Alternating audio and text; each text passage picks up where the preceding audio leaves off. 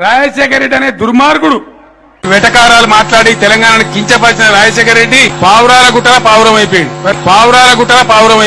కేసీఆర్ గారు నాకు తెలిసి ఆయన ఎప్పుడు అబద్దాలు చెప్పింది నేను ఎప్పుడు చూడలే. అందుకనే అంత పెద్ద నాయకుడు అయ్యాడు ఆయన.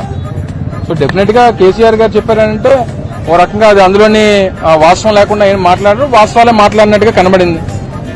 అండి పచ్చ కామెరలోడికి లోకమంతా పచ్చగా కనపడుతుందని మన పెద్దోళ్ళు ఊరికే చెప్పలే. ఆ కేసీఆర్ నిజాయితీపరుడు, నిజం మాట్లాడేవాడు కాబట్టే రాజశేఖర రెడ్డి విషయంలో మాట్లాడిన మాటల్ని కేసీఆర్ కరెక్ట్గా మాట్లాడారని మన గుడ్డు మంత్రి ఊరికే రాలా గుడ్డు మంత్రి అని పేరు.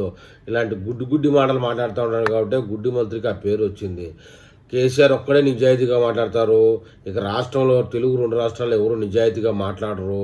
అందువల్ల రాజశేఖర రెడ్డి కేసీఆరే గొప్పోడు అని చెప్పే మాటల్లో ఇలాంటి తెలివి ఎక్కువగా కలిగినటువంటి మాటలు మాట్లాడతారు కాబట్టి ఈయనకి గుడ్డు మంత్రి అని పేరు వచ్చింది రాష్ట్రంలో. ఊరికే అవార్డులు ఎవరు గుడ్డు మంత్రి, ఆ మంత్రి, ఈ మంత్రి అని ఇలాంటి తెలివి తక్కువ మాటలు మాట్లాడడం వల్లే. ఇది మాట్లాడిన సందర్భం వేరే ఉండొచ్చు, కానీ ఇతను మాట్లాడే సందర్భానికి ఒక పాత సందర్భాన్ని తెచ్చి ముడేస్తే ఇట్లే ఉంటుంది, మీమ్స్గా పనికొస్తుంది. అంతే తప్ప గుడ్డు మంత్రి దగ్గర మాట్లాడే తత్వం ఏమీ లేదు.